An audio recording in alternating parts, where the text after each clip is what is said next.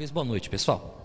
Você sabe que o motivo de nós estarmos aqui nessa noite é, além de buscarmos a Deus, além de nós orarmos, é nós também tirarmos algumas dúvidas a respeito do dízimo, que é um assunto muito polêmico e que, pelo fato de nós hoje estarmos vivendo numa nova realidade, entendermos que hoje nós estamos vivendo sob a graça e não mais sobre a lei, então surgem algumas dúvidas. Qual é a maneira correta de eu ser dizimista? Eu devo dar o dízimo, não devo dar o dízimo? Como é que eu faço? Como é que eu me porto diante dessa situação? Então, essa reunião tem esse objetivo: esclarecer, e depois nós vamos fazer uma oração pela vida financeira. Amém, pessoal?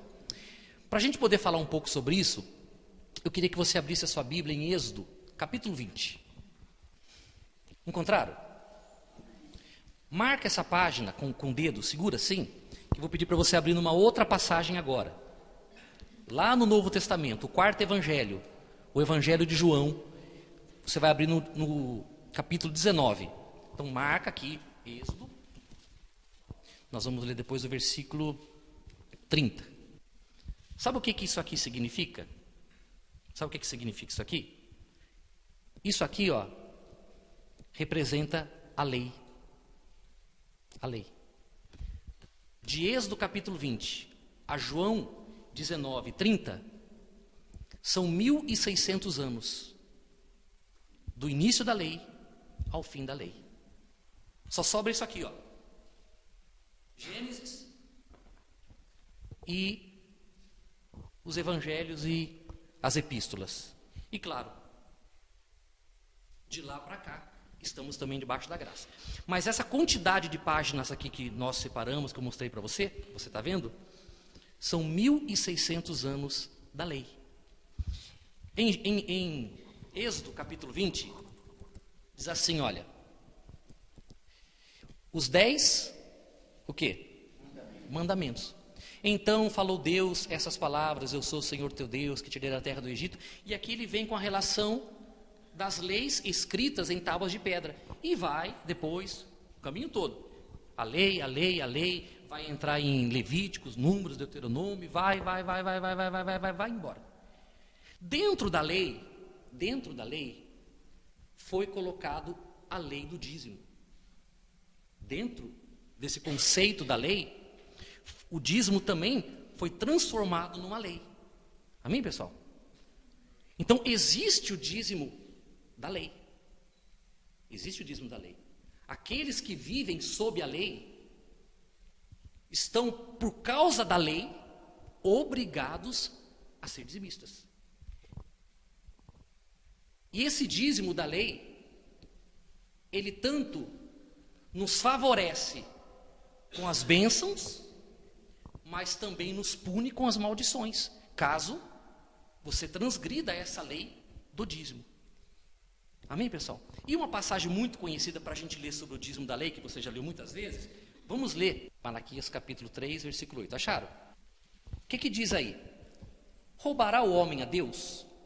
Olha como que começa. Roubará o homem a Deus?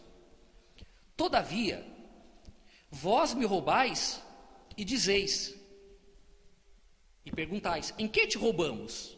E ele então esclarece, nos dízimos e nas ofertas. Então, na época da lei, se uma pessoa não desse o dízimo dela, a 10ª parte, ela estaria fazendo o quê? Roubando a Deus. Deus foi bem claro que aquele que não desse o dízimo estava roubando. Mas ele continua: com maldição sois amaldiçoados, porque a mim me roubais, vós, a nação toda. Então, se a pessoa não desse o dízimo, ela estaria roubando a Deus, e as consequências dela estar roubando a Deus seria o quê? Que as maldições alcançaria ela. Então, ela passaria a ter a vida dela amaldiçoada pelo fato dela não ter dado o dízimo. Essa maldição significa o quê? Que você vai plantar e não vai colher. Que você vai criar os animais e eles vão morrer. que onde você colocar a mão, tudo que você colocar a mão para fazer, vai dar errado. Essa era a maldição. A vida não prosperaria caso as pessoas tocassem no dízimo. Amém, pessoal? Então, aqui em Malaquias, termina praticamente a lei, que começa os evangelhos, que vai encerrar em João. João 19:30, que diz o quê? Deixa eu achar aqui o meu. Quando que terminou essa época da lei? No versículo 30 diz assim. Acharam, gente? Quando, pois, Jesus tomou vinagre, disse, está consumado. E inclinando a cabeça, rendeu o Espírito. Esse aqui foi o exato momento em que o Senhor Jesus entregou o Espírito dele. E ele disse, está consumado. Nesse exato momento, foi colocado um ponto final em 1600 anos da lei. Amém, pessoal? Acabou. A lei acabou. Agora, uma outra passagem interessante para complementar isso aqui, você vai entender melhor agora, você vai ler comigo Gálatas, o livro de Gálatas, no Novo Testamento, depois dos Evangelhos, 1 Coríntios, 2 Coríntios, aí vem Gálatas. Gálatas 3:13. O que Jesus, na verdade, fez na cruz? O que ele fez? Quando ele falou assim, está consumado, o que realmente aconteceu? Olha que coisa bacana, pessoal. Você deve guardar esse versículo aqui, tá? Que ele é muito interessante. Gálatas 3:13. Diz assim, Cristo nos resgatou de quê?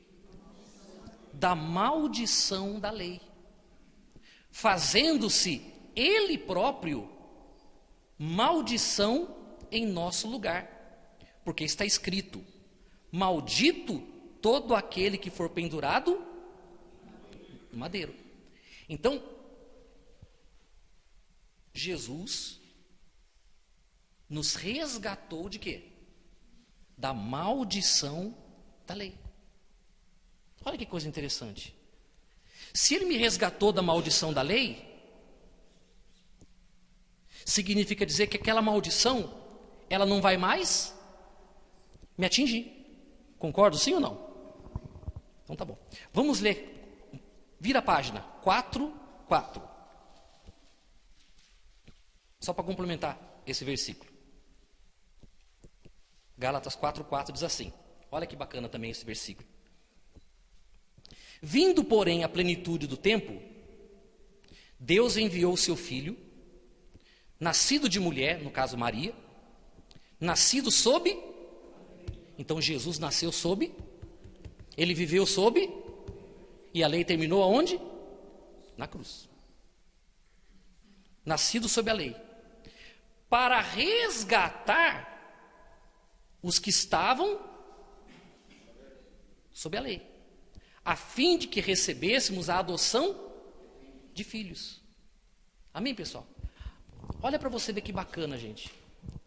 Jesus veio sob a lei para nos resgatar da maldição da lei.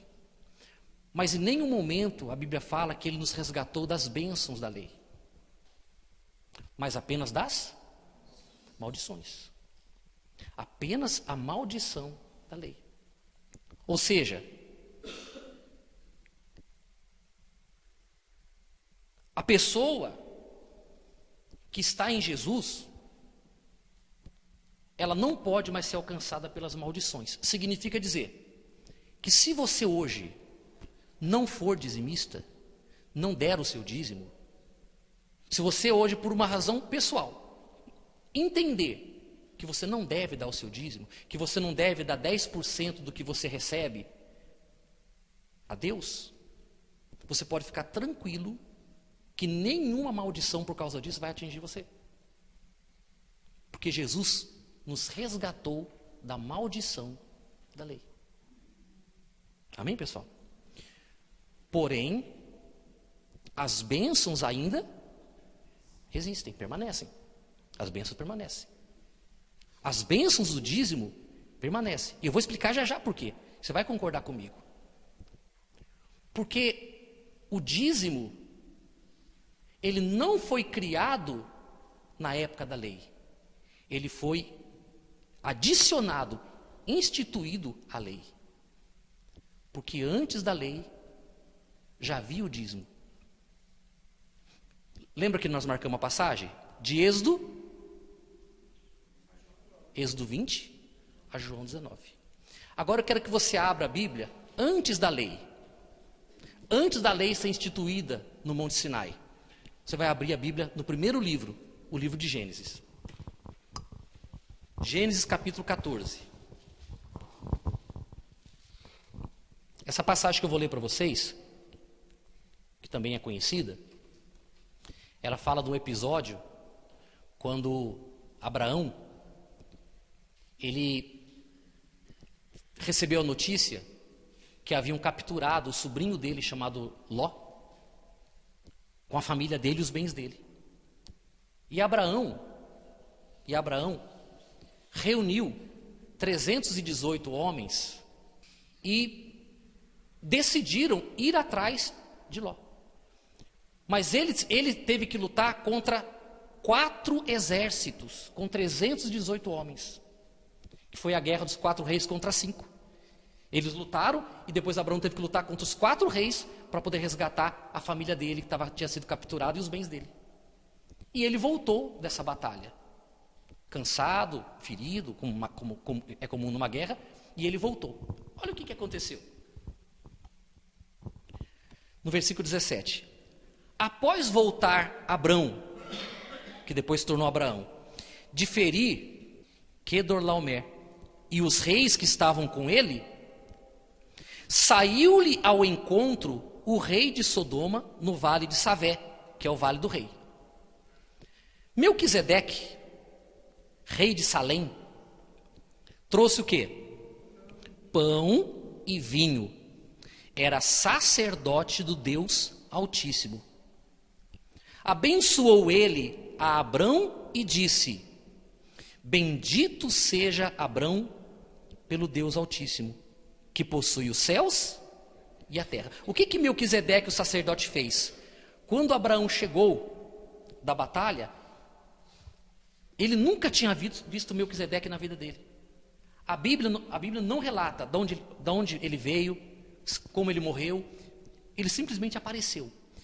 Melquisedeque é um tipo de Cristo. Melquisedeque é um tipo de Cristo. Depois eu vou ler em Hebreus para você ver. E ele veio e abençoou Abraão. Trouxe pão e vinho. E ele abençoou Abraão.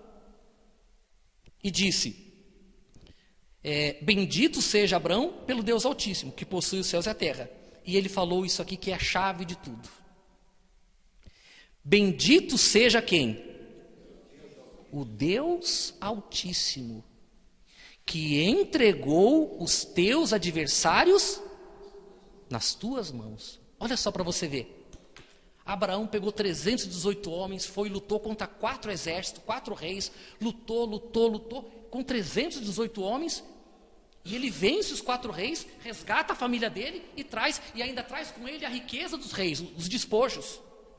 Tudo que pertencia aos vencidos passava a pertencer ao vencedor. Então, Abraão trouxe toda a riqueza dos 4 exércitos com ele, inclusive escravos trouxe junto. E o sacerdote aparece no meio do caminho com pão e vinho e abençoa ele, o sacerdote do Deus Altíssimo. E falou para ele assim: bendito seja o Deus Altíssimo, que entregou os teus adversários nas tuas. Aí Abraão, agora eu entendi. Como que um homem com 318 homens, um pequeno exército, vence 4 reis? Mas o sacerdote revelou para ele o motivo da vitória dele. Quem é que estava? A mão de quem que estava na batalha dele? A mão de Deus. Quando o sacerdote Melquisedeque falou isso para ele, ele disse assim: entregou os adversários na tua mão, e ele disse aqui, ó, e de tudo lhe deu o quê? Abrão, o quê? O dízimo.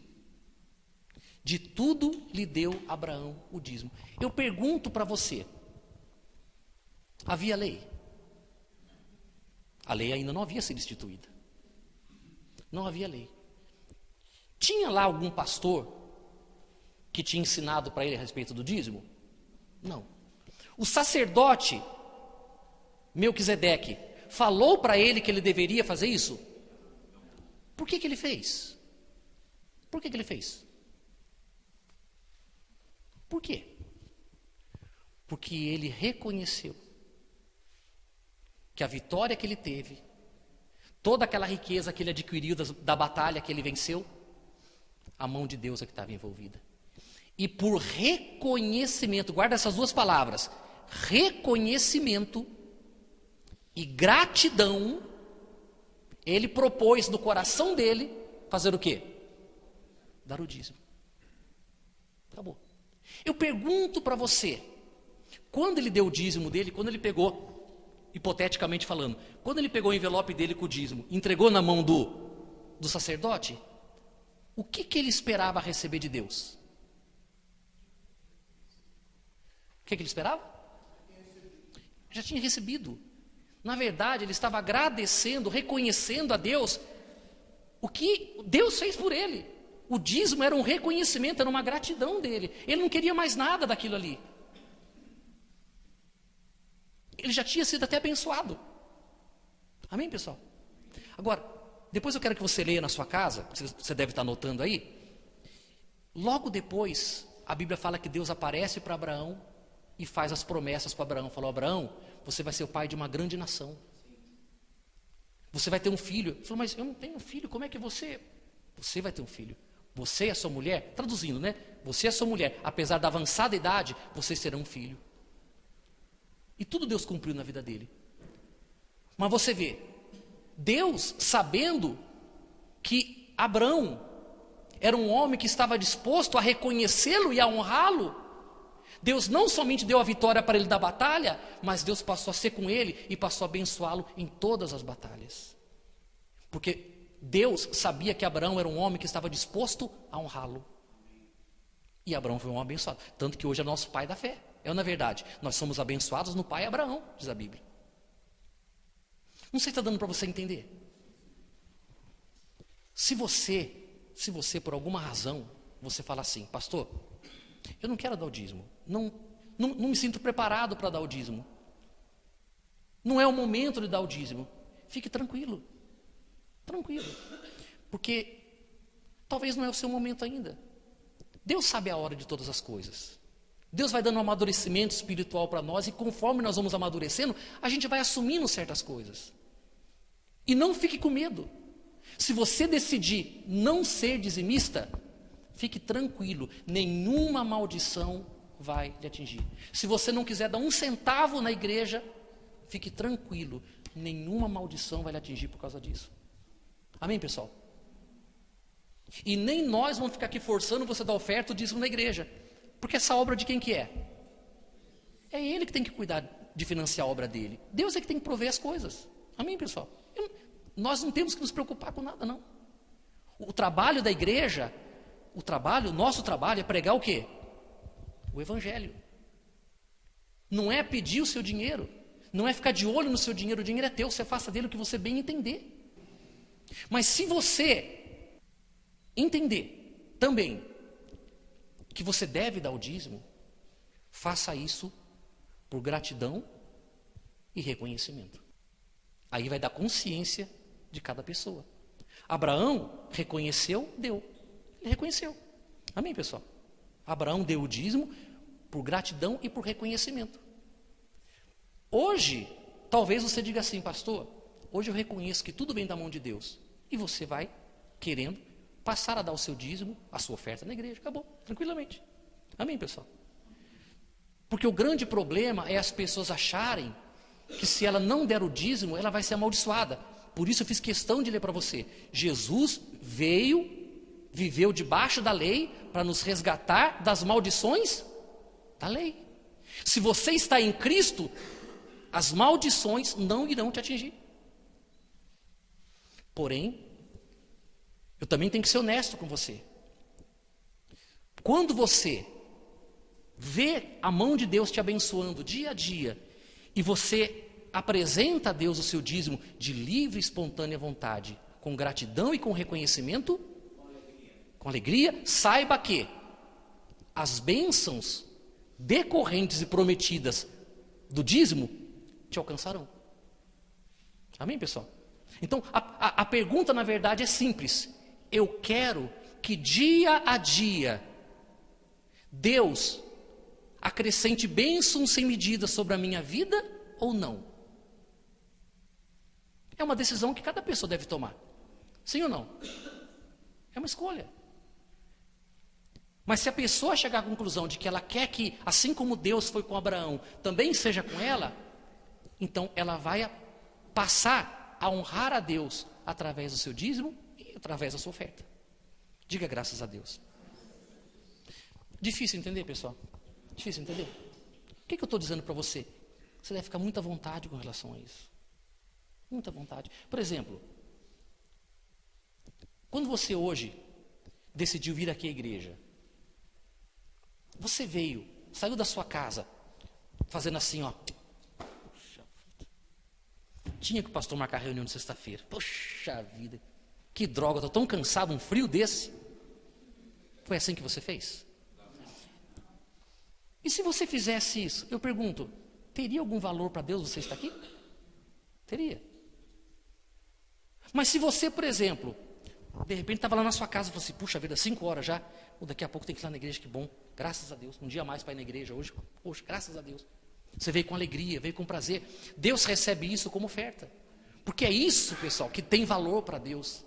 Então, não só com respeito ao dízimo, mas qualquer outra coisa que nós tivermos que fazer para Deus, tem que ser feito com prazer, com alegria, com reconhecimento, como uma forma de honrar o nosso Deus, porque nós reconhecemos o que Ele tem feito na nossa vida. Em tudo, não é ler a Bíblia. Quem ama ler a Bíblia? Eu amo, eu gosto de ler a Bíblia. E quando eu leio a Bíblia, acredito que você também, você pega a Bíblia para ler com amor, com alegria. É ou não é verdade? Porque você se alimenta daquilo. Agora imagina só você falar assim, ai meu Deus, que fardo pesado. Tanto livro bom para ler, vou ter que ler a Bíblia. O pastor falou, tem que ler a Bíblia, tem que ler a Bíblia. Aí você pega. Eu pergunto, qual o valor que você vai, qual o proveito que você vai tirar? Você já percebeu que nada forçado funciona com Deus? Nada forçado. Nada forçado. Nós temos que aprender a honrar a Deus. Amém, pessoal? O que agrada a Deus é quando nós o honramos. E pode ter certeza que se o seu coração, porque o Espírito Santo agora está olhando para o coração de cada um de nós, se no nosso coração Deus encontrar desejo de honrá-lo, por exemplo, o que eu estou querendo dizer? Amanhã, você chega para mim aqui na igreja e fala assim, pastor, poxa, Deus me abençoou tanto, comprei um apartamento de cobertura, um exemplo. Esse apartamento de cobertura que você comprou, você pode interpretar como você trabalhou muito, fez por merecer e agora está com o apartamento. Como você também pode interpretar da seguinte forma, pastor, tem como o senhor marcar um dia aí da semana para mim poder dar o meu testemunho? Porque eu quero que as pessoas saibam o que Deus fez na minha vida. Eu que morava numa casinha lá num bairro pobrezinho de Indaiatuba, hoje moro num apartamento de cobertura na cidade, porque, olha, foi a mão de Deus, pastor. Eu pergunto, essa pessoa está ou não está querendo honrar a Deus? Não está querendo? Ora, isso para Deus é importante, ser honrado.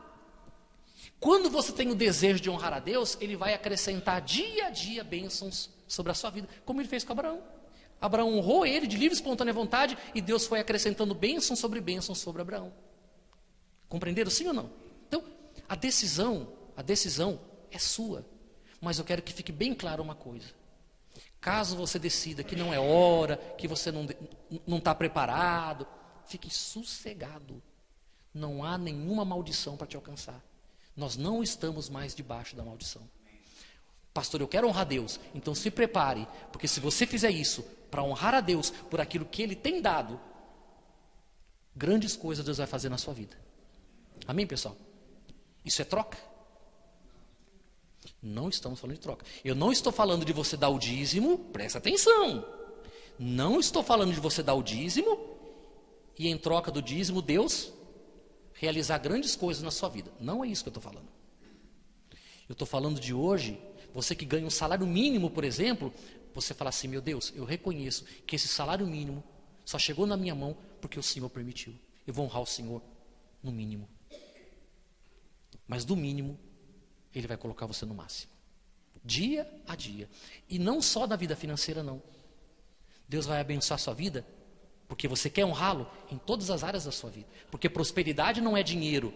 Prosperidade é dormir em paz. Prosperidade é você ter alegria na sua vida, é ver sua família unida, é ver Deus transformando o seu lar, a sua casa. Amém, pessoal? Livrando você do mal. Prosperidade é você dormir pensando o seguinte, poxa, eu estou dormindo salvo. Se eu não acordar mais, eu vou abrir meus olhinhos lá no céu. Amém, pessoal? Isso é prosperidade. E é essa vida próspera e abençoada que Deus quer que você tenha. Amém? Melquisedeque é um tipo de Cristo. Abra em Hebreus. Capítulo 7, do 1 ao 3. Qual que é o título na sua Bíblia aí, se você já achou? Melquisedeque, tipo de Cristo. É o que está aqui na minha Bíblia. Mas não importa, o título não importa. Diz assim, porque este Melquisedeque... Vamos ler um pouquinho antes, para você poder entender melhor. Quer ver? Versículo 17, 6:17, diz assim, por isso Deus...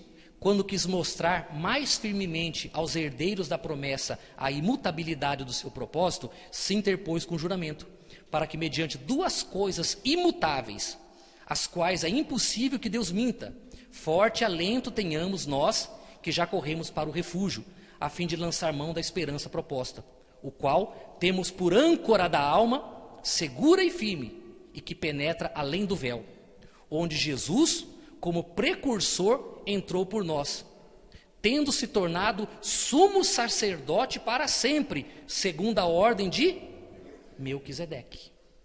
Porque este Melquisedeque, rei de Salém, sacerdote do Deus Altíssimo, que saiu ao encontro de Abraão quando voltava da matança dos reis e o abençoou, para o qual também Abraão separou o quê?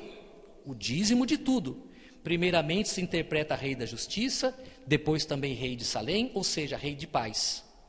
Sem pai, sem mãe, sem genealogia, que não teve princípio de dias, nem fim de existência. Entretanto, feito semelhante ao Filho de Deus, permanece sacerdote perpetuamente, para sempre. Amém, pessoal? Deus, em Melquisedeque, falou a respeito de Jesus. Hoje, quando você apresenta o seu dízimo no altar de Deus, você está, na verdade, apresentando o seu dízimo ao sumo sacerdote eterno, que é o Senhor Jesus. E não como era feito na lei, que o dízimo era apresentado aos sacerdotes levitas, que se você continuar lendo aqui a sequência, que vai falar que eram homens que os seus dias tinham um fim, diferente de Cristo, que os seus dias não têm fim. Nós pagamos o dízimo a um sacerdote eterno. E se eles eram abençoados quando apresentavam os dízimos deles a um homem, a um levita, muito mais abençoados serão aqueles que entendem que hoje o seu dízimo você apresenta ao sumo sacerdote eterno, que foi precursor ao entrar pelo véu até a presença de Deus. Ser dizimista, separar o seu dízimo para Deus hoje, é algo precioso, desde que seja feito com o objetivo de honrar e reconhecer a Deus. Compreendeu? Mas nunca na base de troca. Eu vou dar e vou receber mais. Não. Eu estou dando porque eu reconheço que o que chegou na minha mão veio pela mão de Deus. E acabou. Esse é o dizimista. Se não for dizimista, fique sossegado. Nenhuma maldição virá sobre a sua vida. Quando você é um comerciante, quando você é um industriário,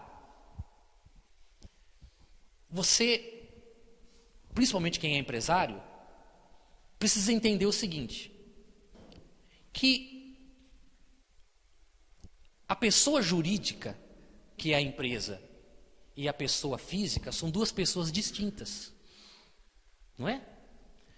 Há quem acredite, há quem ensine que o dizimista, ele deve dar o dízimo da empresa. Mas eu pergunto para você, se a empresa, se a pessoa jurídica deve dar o dízimo, não seria coerente também que ela se batizasse nas águas? E que viesse na igreja aos domingos de manhã participar da Santa Ceia? Você não vai conseguir trazer. É ou não é? Sim ou não? Por quê? Porque a pessoa física é dizimista e não a pessoa jurídica. E tem um detalhe, é que eu não quero entrar numa questão técnica que vai complicar um pouco. Mas se você é empresário e você entende de contabilidade, você sabe que na lei das partidas dobradas, que é o que administra hoje a contabilidade no Brasil, para toda receita deve haver uma despesa proporcional justificada com contrato ou com nota fiscal. Ora, se você pega o dízimo da empresa e coloca aqui no altar, eu tenho que emitir uma nota fiscal para você. Como é que eu vou fazer isso? Como é que você vai prestar conta com o seu contador? Então, a empresa jurídica não deve dar o dízimo. O dono da empresa, o presidente da empresa, ele tem o seu prolabore para isso. Ele não ganha o salário da empresa? Sim ou não? A empresa fatura 100 mil reais, por exemplo, no mês. Mas do faturamento da empresa, o prolabore dele, o que ele usa durante o mês, são 5 mil reais, por exemplo. Qual vai ser o dízimo desse empresário? Qual vai ser? 500 reais, que é apenas o dinheiro de uso pessoal, de uso dele. Mas da empresa, não. Porque o dinheiro da empresa tem que ser investido na própria empresa para a empresa crescer e desenvolver. Do seu prolabore você dá o dízimo. Amém, pessoal? Então, o empresário dá o dízimo do prolabore. Tá certo? Compreenderam sim ou não? O funcionário. Um funcionário trabalha numa empresa, trabalha para o governo, enfim. Qual é o dízimo dele? É o dízimo do salário dele. Com um detalhe, quando o salário da pessoa é passivo de recolhimento do imposto de renda, o que ele deve fazer? Vamos dizer que você ganhou 10 mil reais. Desses 10 mil reais, uma parte foi recolhida para o leão. Você dá o dízimo, você apresenta o dízimo descontado do imposto de renda. Por exemplo, você ganhou 10, mas líquido você recebeu 7, descontando o imposto de renda. Você vai dar o dízimo de 7, que é 700. Quando vier a restituição do imposto de renda, da restituição você dá o dízimo. Então, é do seu salário, menos o imposto de renda, e quando vier a restituição, você vai dar o dízimo da restituição. Entenderam, pessoal? Sim ou não? Então, funcionário dá o dízimo daquilo que ele recebe. Esse é o colaborador da empresa. O proprietário, o presidente, vai dar o dízimo do prolabore dele, se ele quiser fazer. Tá certo, pessoal? Compreenderam? E a oferta, pastor? A oferta é espontânea, você dá aquilo que você acha que deve dar. 5, 10, 100, 200, enfim, a oferta é uma coisa espontânea, cada um dá aquilo que acha que deve dar e o que pode dar naquele momento. Amém, pessoal? Então, é dessa forma que você deve ser dizimista. Nós vamos fazer a consagração do dizimista dia 7 de agosto. Amém, pessoal? O que nós vamos fazer?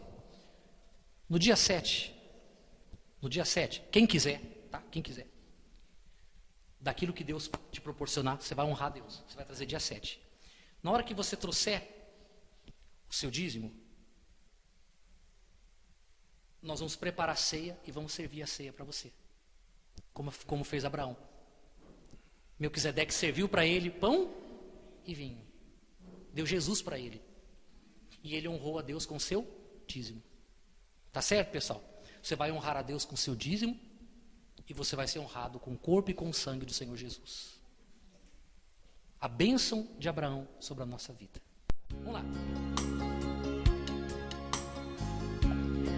Não há Deus maior, não há Deus melhor,